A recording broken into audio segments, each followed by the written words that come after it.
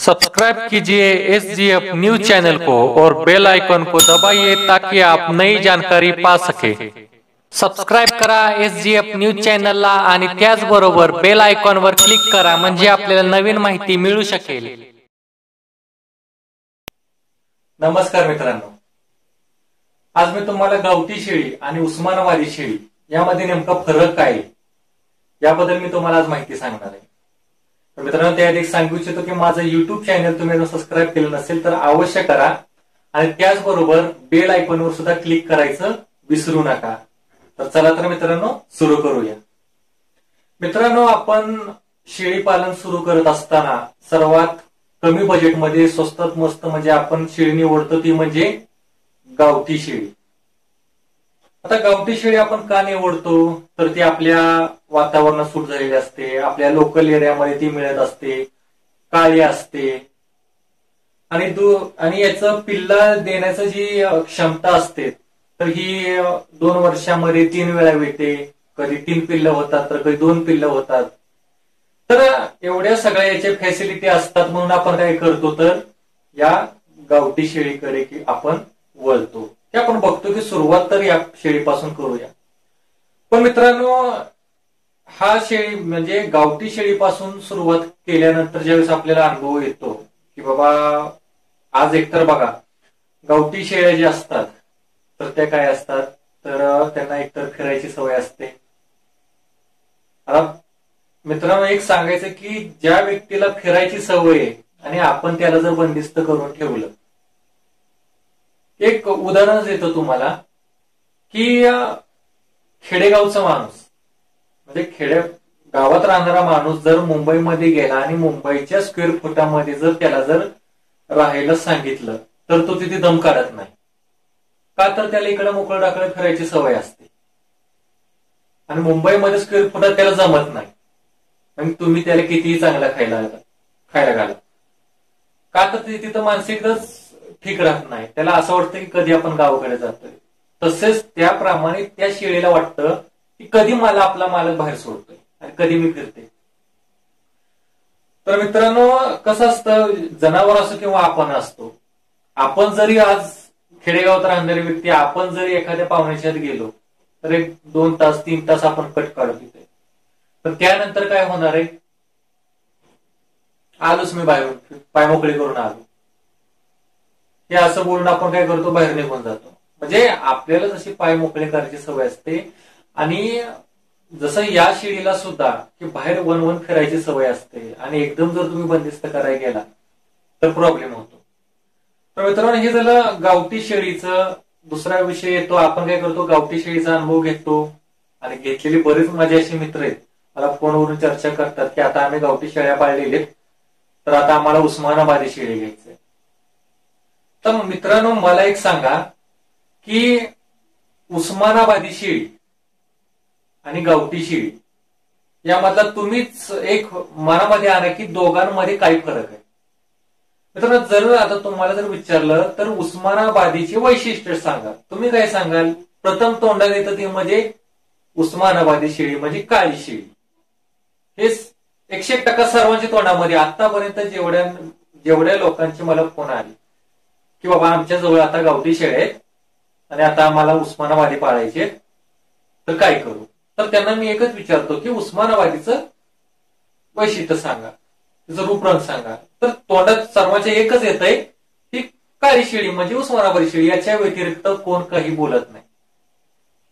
आज सुद्धा एका मित्राचा फोन आलता, ते बोलले की माझ्याजवळ शेळ्या आहेत परंतु त्या शेळ्यांना म्हणजे नाव काय हे मला माहित नाही त्या शेळीचं, दिसायला तर काळ्या शेळ्या आहेत। त्यांनी विचारलं की नक्की बाबा या कोणत्या शेळ्या आहेत, तर त्यांना मी तर बोललो, कदाचित ते सुद्धा आता हा व्हिडिओ बघत असतील, त्यांना मी हे बोललो की उस्मानाबादी किंवा गावठी शेळी या दोघांपैकी। तर त्यांचं म्हणणं असं होतं की आता मी उस्मानाबादी शेळ्या घेतल्यात या गावठी बरोबर।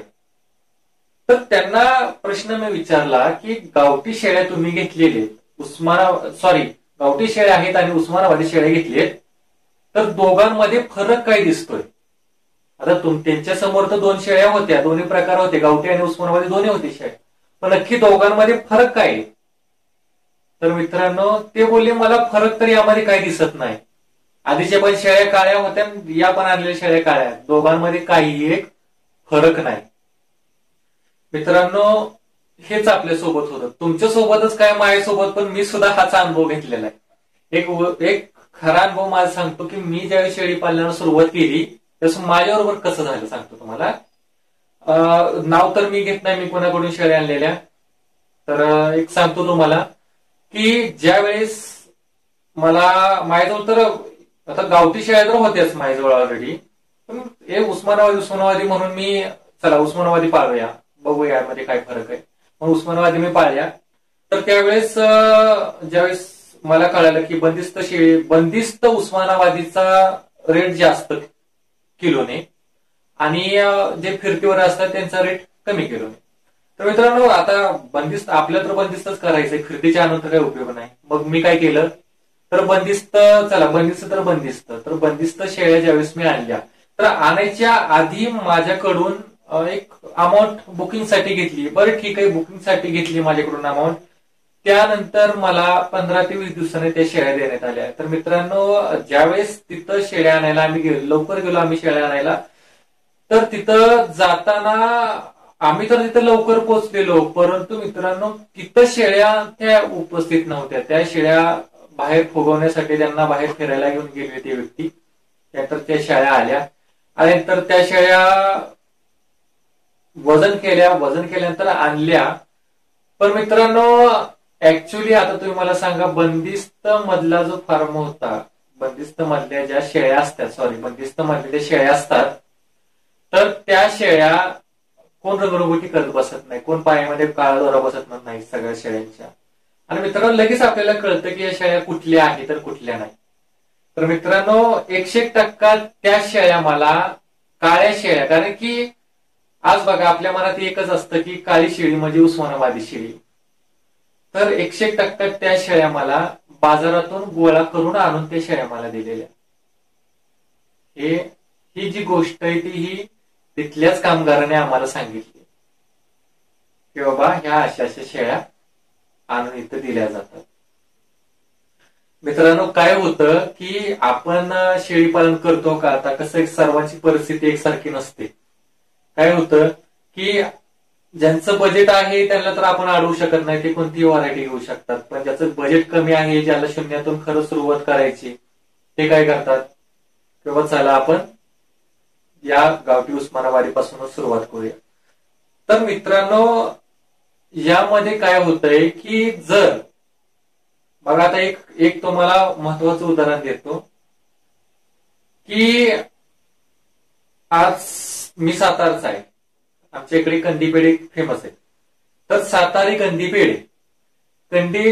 पेढे जर विचार केला तर कंदी पेढे हा सातारामध्ये फेमस आहे का, तर इथे स्टॉक जास्त आहे, इथे कंदी पेढे बनवणारे भरपूर आहेत.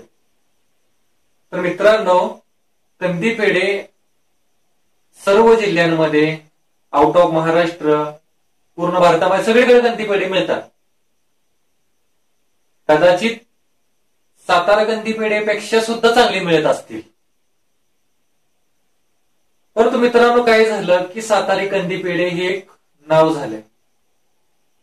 सेम त्या पद्धतीने मित्रांनो उस्मानाबादी शेळी, आज बघा शेळीला नाहीतर कुठल्याही जनावराला आज आपल्याला जर शेळी पालन, आता आमच्या इकडे काय होतं मित्रांनो की या पिरियडमध्ये पेरण्या झालेल्या असतात, त्यामुळे मेंढपालकांना पूर्णपणे रानामध्ये येण्यासाठी बंदी असते. कोणी फिरकत नाही, कारण ज्याच्या रानामध्ये काही ना काही घेवडा काही ना काहीतरी लावलेलं असतं पीक, त्या शेळ्यांना चरू शकतात ना काय होऊ शकतं. त्यामुळे त्या शेळ्या कुठं जातात, अशा ठिकाणी जातात की जिथे पेरणी होत नाही या दिवसामध्ये, कारण की मोकळं रान त्यांना फिरायला हवं असतं.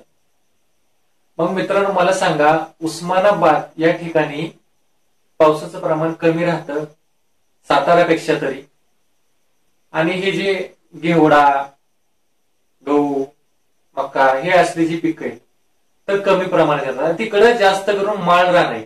आता मला जे मित्राचे जे फोन येतात त्यांचं सुद्धा हेच असतं की मी उस्मानाबादचा आहे, आमच्याकडे पूर्ण माळ रान आहे, पूर्णपणे मुरुम जमीन आहे आमच्या इकडे, तर मला शेळी पालन करायचंय तर मी कोणत्या शेळीपासून सुरुवात करू? आज आपण तिकडून शेळ्या इकडे आणतो, सर्व भागामध्ये आपण उस्मानाबादी शेळी म्हणतो. आणि यामध्ये फसवणूक कशी होते? फसवणूक होण्यापेक्षा फसतो कसं आपण, की उस्मानाबादी मला शेळी घ्यायची, आपण एखाद्याला फोन करतो मला उस्मानाबादी शेळी हवी, मग समोरचा आपल्याला एक सांगतो तुम्हाला बुकिंग करायला लागेल, त्यानंतर आम्ही तुम्हाला शेळ्या आणून देऊ. मित्रांनो, मग सदरील व्यक्ती काय करणार की आज भरपूर बाजार आहे की उस्मानाबाद कडून भरपूर शेळ्या येतात. मग पाथर्डीचा बाजार असतो, नगरचा बाजार असतो, कराडचा बाजार आहे, लोणंद आहे, पाचवड आहे, अशी भरपूर बाजार आहे. आता मला जेवढं माहिती तेवढं मी तुम्हाला सांगितलं, असे भरपूर बाजार आहे. काळ्या शेळ्या, कुळकुळीत काळ्या शेळ्या गोळा करायच्या, आपल्या फार्मवर आणायच्या, तुम्हाला ते द्यायच्या. आधी तर एक तर तुम्ही गेलेलं असतं गावठी शेळ्यांपासून शेळीपालन, त्याचा तर तुम्हाला अनुभव आलेला असतो. मग आता तुम्ही काय करता तर उस्मानाबादी शेळीपासून तुम्ही सुरुवात करता. म्हणजे काय तुम्ही करता तर आगीतून उठून फोपोट्यात जायचं, हेच करता तुम्ही. फक्त फरक एवढा असतो की गावठी शेळ्यांना तुम्ही डायरेक्ट नगावर आलेले असतात आणि उस्मानाबादी किलोवर आलेले असतात. मित्रांनो, यामध्ये फसवणूक कशी होते आणि आपण फसतो कसं तर गावठी आणि उस्मानाबादी प्रत्येक शेळी मित्रांनो ही गावठीच असते. असं कोण म्हणत नाही की माझी अमुक शेळी माझी तमुक शेळी. आज बघा आफ्रिकन बोर ह्याला नाव का पडलं तर ही ब्रीड आहे ते आफ्रिकाचं आहे, आफ्रिकन बोर. आज शिरोही शेळी ही शेळी राजस्थानची, परंतु शिरोही शेळीचं जे उगम आहे म्हणजे भरपूर स्टॉक शिरोही जिल्ह्यामध्ये ही शेळी जास्त प्रमाणात मिळते, म्हणून हिचं नाव काय तर शिरोही शेळी. सर्वांकडे थोड्या थोड्या तर आहेत, पण प्रमाण याचं शिरोही जिल्ह्यामध्ये जास्त आहे, म्हणून शिरोही शेळी. तसंच मित्रांनो उस्मानाबाद या ठिकाणी माळ राहणे शेळ्याचं संगोपन तिथं चांगल्या प्रकारे होतं, म्हणून तिथं जास्त स्टॉक येतो आणि तिथल्या आजूबाजूच्या आज लोणंदच्या बाजारामध्ये सुद्धा तिथल्या शेळ्या येतात. काय तर मित्रांनो, त्यामुळे काय झालं तर उस्मानाबादी शेळी. तर असं काही वेगळं नाही मित्रांनो, तुम्हाला फक्त एक उदाहरण दिलं की सातारा कंदी पेढे सर्वत्र मिळतात, पण फेमस काय तर सातारा कंदी पेढे. त्याचप्रमाणे शेळ्या या सर्वत्रच आहेत, पण आपण काय करतोय तर उस्मानाबादी शेळी. आधी सुरुवात करायची गावठी शेळीपासून, ती आणायची नागावरून आणि नंतर काय करायचं तर किलोवर आणायची. म्हणजे काय झालं तिथंच झालं आपण. मित्रांनो, कसं आहे माहितीये का की एक तुमच्या मनाला विचार करून तुम्ही बघा, कधीही असंच होतं. आज मी त्यातनं गेलो म्हणून आज मी जीव तोडून तुम्हाला सांगतोय की माझ्यासोबत काय झालं. हेच झालं की बुकिंग करायला सांगितलं, शेळ्या मला आणून दिल्या कुठनं तर आज बाबा आपल्याजवळ आहेत उपलब्ध शेळ्या, तर माणूस लगेच आपल्याला स्टॉक देऊ शकतो. पण आज बघा आज तुम्हाला एक सांगतो मी की उस्मानाबादीचे वैशिष्ट्य मनामध्ये आणि उस्मानाबादी तुम्ही शेळी कशी ओळखाल. म्हणाल की काळी शेळी असते ती उस्मानाबादी शेळी, दुसऱ्या याच्याबद्दल काय सांगणार नाही. मग आता गावठी शेळी कशी ओळखाल, गावठी शेळी तुम्ही कशी ओळखाल तर मित्रांनो मनामध्ये काहीच विचार येत नाही. ओळखायचं तर कसं ओळखायचं गावठी शेळी. मित्रांनो, कसं असतं मनामध्ये एक असतं की उस्मानाबादी शेळ्या खूप मोठ्या असतात, तब्येत त्यांची चांगली असते, हाईटला असतात, लांबलचक असतात. मित्रांनो, जनावर कोणतेही असो, तुमच्या खाण्यापिण्यावरती सगळे तुम्ही कशी मानसिकता जपताय त्याच्यावरती डिपेंड आहे. नाहीतर भले तुम्ही बकरीचा बोकडा आणा, हत्तीसारखा मोठा बोकडा आणा आणि त्याला तुम्ही बंदिस्त करा आणि तुमच्याप्रमाणे तुम्ही त्याला यानी की कोणताही चारा देतो त्याला खायला, की आधीच्या मालकाने त्याचं पालन पोषण केलेलं, तिथली मानसिकता आणि तुमची मानसिकता नाही, त्याची हाडाची काळती दिसायची ती दिसणारच. का तर खूप बदल झाला. मित्रांनो, हे बघा कसं आहे की आज तुम्ही स्वतः बघा की आज तुम्ही बंदिस्त शेळ्या केल्यात आणि तुम्ही तासभर त्यांना फिरायला सोडा, काय होणार आहे यामध्ये तर शेळ्या तुम्ही दिवसभर जो चारा घालून फुगत नाहीत, त्याची तब्येत होत नाही, त्याच्यापेक्षा त्या 2 तासात शेळ्या सोडलेल्या त्यांची तब्येत बघा कशी होईल. ते सांगायचं फक्त काय मित्रांनो की फसू नका तुम्ही. आणि ज्याला लईच इच्छा आहे की गावठी या उस्मानाबादीपासून सुरुवात करायची तर त्याने हे उगच आगीतनं उठून फुफट्यात जाण्यापेक्षा सरळ बाजारामध्ये तुम्हाला तर चांगल्या प्रकारे शेळ्या मिळतात, कारण की असं तसं तुम्हाला बाजारातलेच मिळणार आहे. कारण की आता सध्या काय आहे, शेळी पालनाला सुरुवात आहे. सुरुवात काय सुरुवात आहे, सुरुवातीनंतर आता स्टॉक प्रत्येकाच्या जवळ जमणार आणि त्यानंतर त्याची पैदास झाल्यानंतर तो स्टॉक विक्रीस येणार. मग त्यावेळेस तुम्हाला एखाद्याच्या फार्मर 10 तर 10 गेला लगेच, ज्या दिवशी डायरेक्ट गेला तुम्ही बुकिंग करून लगेच तुम्हाला शेळ्या त्या मिळू शकतात. ते कधी होणार आहे मित्रांनो, त्याला अजून टाइम आहे. त्याला तेवढा स्टॉक जमायला पाहिजे त्या फार्मवर, की ज्या पद्धतीने आफ्रिकन बोर बाजारात मिळत नाही. फार्मरांच्या जवळ खूप स्टॉक आहे. तुम्ही जर कधी गेला तर लगेच तुम्ही तिथल्या तिथं त्या शेळ्या घेऊ शकता. तसं उस्मानाबादीचं कसं आहे की फक्त बुकिंग करायला लागतं, बुकिंग नंतर तुम्हाला त्या शेळ्या गोळा करून दिल्या जातात. अशी भरपूर लोक आहेत मित्रांनो, फक्त तुम्हाला समजायचंय तुम्ही काय करताय. तुम्हाला काळ्या शेळ्या पाळायच्यात ना, बाजारामध्ये भरपूर आहे, कशाला तुम्ही फसताय. तर कसं होतं की आज मी फसलोय, तुम्ही फसवू नका म्हणून मी आज एवढं तुम्हाला सांगतो. काय कसं होतं की आज आपण एकतर कुठून तरी 4 पैसे गोळा करून शेळ्या घेतलेल्या असतात आणि त्या शेळ्या आज आपण नगावर न घेता किलोवर घेतो, का तर चांगल्या मिळणार आहेत आपल्याला, उस्मानाबादी मिळणार आहेत. तर ऍक्च्युली आपल्याला कसे मिळतात ते आता तुम्हाला कळायलाच असेल. आज माझंच उदाहरण मी तुम्हाला दिलं, मला कसे मिळाले. मित्रांनो सांगायचं ते राहिलं मगाशी की शेळ्यांना फिरण्यासाठी, शेळी असो जनावर असो माणूस असो, सर्वांना फिरणे हे गरजेचं आहे. आज आपण जरी जेवलो तरी काय करतो, शतपावलं आपण जातो, चालून येतो. त्याचप्रमाणे मित्रांनो त्या ठिकाणी उस्मानाबाद या ठिकाणी माल नसल्यामुळे शेळ्या काही मोकाट आहेत सगळ्या. सर्वांना चांगलं फिरायला मिळते, मानसिकता त्यांची जपली जाते, पाहिजे तो चारा खायला मिळतोय, मग कशी त्यांची तब्येत होणार नाही. आज मेंढपाळकांचं बघा, उदाहरण बघा मित्रांनो, मेंढपाळकांचं बघा, ते काय करतायत, कधी शेळीला खुराक नाही, कधी जंताचं औषध नाही, पण तरी सुद्धा त्यांच्या 4 महिन्यातून 5 महिन्यात बोकडं विकायला येतात. आणि आपलं काय होतंय, आपण वर्षाचं झालं तरी 2 महिन्याचं असल्यासारखं दिसतंय ते बिल्लू. एवढं सगळं मेहनत घेऊन लसीकरण वेळेवर देतोय, जंताचं औषध देतोय, कॅल्शियम देतोय, सप्लिमेंट देतोय, खुराक देतोय, स्वतः मेहनत करून सगळं करतोय आणि रिझल्ट काय तर असा. मित्रांनो त्यांचं बघा, मेंढपाळ जे आपले मित्र असतात त्यांचं बघा, कधी खुराक नाही देणार, लसीकरण जास्तीत जास्त लोकांना माहित नाही. आज माझे पण मेंढपाळक जे मित्र आहेत तर त्यांचंच मी आज सांगतो की येतात आमच्या इथे रानामध्ये शेळ्या चारतात, हे लसीकरण वगैरे, कधी काही शेळी आजार झाला तर येतात माझ्याकडे. पण मित्रांनो हे लसीकरण, हे खुराक देणे हे असल्या भानगडी नाही. सकाळी शेळ्या सोडायच्या, संध्याकाळी आणून वगैरेमध्ये ठेवायच्या, झालं एवढंच. आणि लगेच बिना खुराकाच्या सुद्धा त्यांची शेळ्या तयार, त्यांची बोकडं लगेच तयार. मग आपलं एवढं सगळं करून का होत नाही. तर मित्रांनो हाच फरक आहे की खाण्यापिण्यावर तुम्ही किती लक्ष द्याल. असं समजू नका की ती शेळी लांबलचक आहे, ते असं आहे, अमुक आहे, तमुक आहे, म्हणजे ती उस्मानाबादी शेळी आहे. मित्रांनो काळी शेळी, आज बघा फसवणूक फक्त काय झाली की उस्मानाबादी शेळी आणि गावठी शेळी याच्यामध्ये लोकांचं जमलिंग झालं. ऍक्च्युली आहे ही महाराष्ट्रीयन शेळी. हा महाराष्ट्रीयन शेळी जरी म्हणलं असतं ना तरी लोकांची फसवणूक झाली नसते. की ज्याप्रमाणे आपण म्हणतो पंजाबी शेळी, आफ्रिकन बोर, राजस्थानी शेळी, फसवणूक होत नाही जास्त. माणसं लगेच कळतं की राजस्थानी तर राजस्थानी आहे, पंजाबी तर पंजाबी आहे, आफ्रिकन तर आफ्रिकन बोर आहे.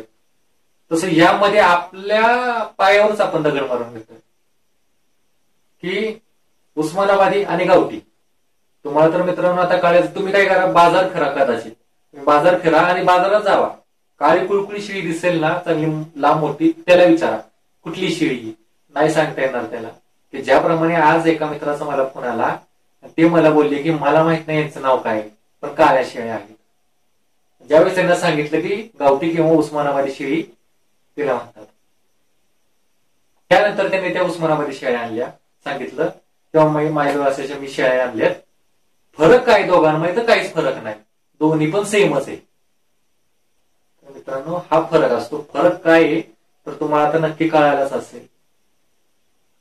मित्रांनो सांगायचं एकच आहे की तुमच्या खाण्यापिण्यावर त्याची चवडाई, त्याची लांबी, तिचं गुबगुबीतपणा, तिचं वजन हे सगळं तुमच्यावर डिपेंड आहे, शेळीवर नव्हे. तुम्ही शेळी किती हाय क्वालिटीची घ्या, तुम्ही खायला जर काय घातलं नाही तर काय सुधारणार आहे? तुमचं संगोपन जर व्यवस्थित नसेल तर काय सुधारणार ती? जरी तुम्ही उस्मानाबाद, बरं ठीक आहे, तुम्ही उस्मानाबाद वरून जरी डायरेक्ट शेळ्या आणल्या, तुमचं खाण्यापिण्याच नसेल, आज तिकडे त्या शेळ्या खऱ्याची सवय असणार आहे, तुम्ही इथं बंदिस्त करून ठेवणार. तुम्ही आज तुमच्या मनाला विचारा की तुम्हाला गावाकडे फिरायची सवय एखाद्या पाहुण्याच्या सिटीमध्ये गेला तर आलोच फिरून तुम्ही म्हणणार. तर हा फरक आहे मित्रांनो. आणि मेन म्हणजे मानसिकता जपाय पाहिजे. मानसिकता म्हणजे काय हे सुद्धा मी मागील व्हिडिओमध्ये सांगितलंय, तर तरी पुन्हा एकदा सांगतो की जर तुमचं जर डोकं जाम दुखत असेल, तुम्हाला जर तुमच्या मालकाने जर काम सांगितलं तर तुम्हाला ते काम होणार नाही. का तर तुमची मानसिकता नाही, तुमचं डोकं दुखतंय, तुम्हाला ते काम होणार नाही. पण जर तुम्ही जर फ्रेश आहे, तुमचं डोकं वगैरे काही दुखत नाही, एकदम तुम्ही फ्रेश आहे, आणि तुमच्या मालकाने जर तुम्हाला काम सांगितलं तर तुम्ही सांगितलेल्या कामापेक्षा चांगलं काम तुम्ही त्याला करून दाखवा. का तर मानसिकता तुमची नीट आहे त्यावेळेस. सेम तसंच मित्रांनो, कसं आहे, आज बघा, आज जनावरांना आपण बंदिस्त केले. कोणताही व्यक्ती, कोणताही जनावर आज ही बंदिस्त नाही. आपण त्यांना कासऱ्याला लावून दावणीला बांधलेलं आहे. आज तुम्ही बघा, आपली गाय म्हशी, आणि आज आपण डिस्कव्हरी चॅनलवर, नॅशनल जिओग्राफीवर आपण बघतो जनावर, त्या गाय म्हशी रेड्या बघा, आपल्यापेक्षा 10 पटीने त्या असतात. का तर पूर्ण फ्रीली वातावरण आहे, पाहिजे तेवढं दूध त्या जनावराला, त्या पिल्लाला मिळत जातं त्या आईचं. तिथे कोण दूध काढणार नसतं आणि डिरेल घालणार नसतं. तर मित्रांनो, नेहमी कोणतंही काही करण्याआधी तुम्ही बघा की आज आपण काय करतोय आणि काय नाही. उगाचच आपण आहे पैसा आपण वापरतोय त्याला काही अर्थ नाही मित्रांनो. आज आपण एवढ्या महागाईचे गोटे बांधणार, पण नक्की महागाईचा एवढा गोटा बांधून शेळी पालनाला खरी नफ्यातून सुरुवात कधी होते की जेव्हा तो घातलेलं भांडवल निघेल आणि त्यानंतर जो 1 रुपया येईल तो माझा खरा नफा. नंतर नुसताच तुम्ही शेडला एवढा 4-5 लाख रुपये गुंतवलेत आणि लगेच दुसऱ्या वर्षी तुम्ही शेळ्या विकले, बोकड विकले, एवढे रुपये आले आणि मला एवढा नफा झाला, त्याला काही अर्थ नाही. टोटली शेडचा, मजुराचा, स्वतःचा सगळा खर्च जाऊन जो 1 रुपया येईल आणि त्याच्या पुढची जी रक्कम येईल ती तुमची खरी मेहनत असणार आहे, तो तुमचा खरा प्रॉफिट असणार आहे या बिझनेसमध्ये. मित्रांनो, विनंती करतो की तुम्ही फसू नका. जसा मी फसलो, आज माझा अनुभव मी तुम्हाला सांगितला. आता त्याच्या पुढचं तुमच्यावरती डिपेंड आहे की नक्की काय करायचं आणि काय नाही. मित्रांनो, आशा करतो मला जे सांगायचं होतं ते तुम्हाला नक्कीच कळालं असेल. जरी कळालं नसेल तर माझा नंबर हा आहे, याच्यावर तुम्ही मला फोन करू शकता. मित्रांनो, काय होतं की माझ्या कामामुळे मला बरेच मित्रांचे फोन रिसिव्ह करता येत नाही. तर त्यासाठी तुम्ही काय करा, मला पर्सनली मेसेज तरी करत जावा, नाहीतर व्हॉट्सअपवर तरी मेसेज मला पाठवत जावा. तर मित्रांनो, माझं युट्यूब चॅनल तुम्ही अजून सबस्क्राईब केलं नसेल तर अवश्य करा. त्याचबरोबर बेल आयकॉनवर सुद्धा पुन्हा सांगतो, क्लिक करायचं विसरू नका.